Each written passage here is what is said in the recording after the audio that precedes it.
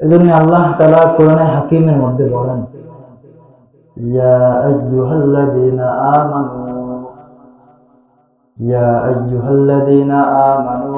তুবু ইলাল্লাহি তাওবাতান নাসুহা। দুনিয়ার জমিনে বান্দারা গুনাহ করবে কিন্তু কোনো সমস্যা নাই। বনি আদম পৃথিবীর সুরলগ্ন থেকে কিয়ামত পর্যন্ত গুনাহ করবে। এই গুনাহগারদের জন্য আল্লাহ তাআলা কোরআনে কারীমে আয়াত নাযিল করে দিয়ে বলেন, ইয়া আইয়ুহাল্লাযীনা আমানু, হে ঈমানদারেরা, তুবু ইলাল্লাহ, আল্লাহর কাছে তওবা করো, তাওবাতান নাসুহা, এমন তওবা যে তওবার পরে এই গুনাহ আর কখনো না হয়।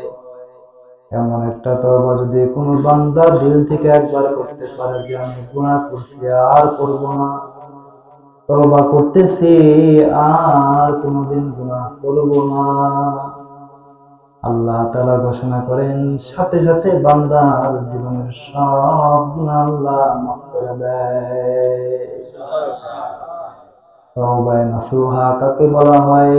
তওবায়ে নাসুহা বলা হয় যে তওবা একদম মনের থেকে হয়, যে তওবার কোনদিন শপথমূলক তওবা, যেই তওবার দ্বারা এই বান্দা কখনোই গুনাহকার পুনরাবৃত্তি করে না, এটাকে বলা হয় তাওবায়ে নাসুহা, তাওবাতুন নাসুহা।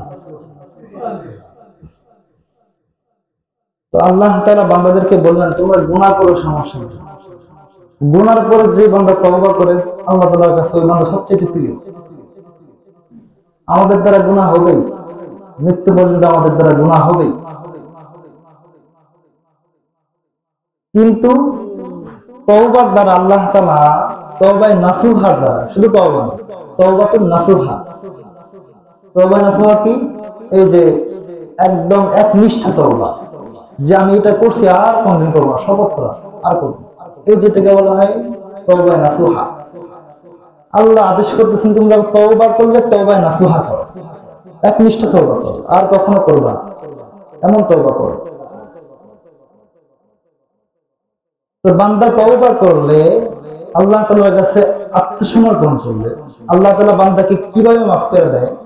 বলা হয় যে একটা নিষ্পাপ শিশু যখন দুনিয়াতে ভূমিষ্ঠ হয়, যখন দুনিয়াতে আসে সে যেরকম নিষ্পাপ হয়ে আসে, ঠিক একটা বান্দা তওবায়ে নাসুহা করার দ্বারা সেরকম একটা শিশু বাচ্চার মতো নিষ্পাপ হয়ে যায়। সুবহানাল্লাহ।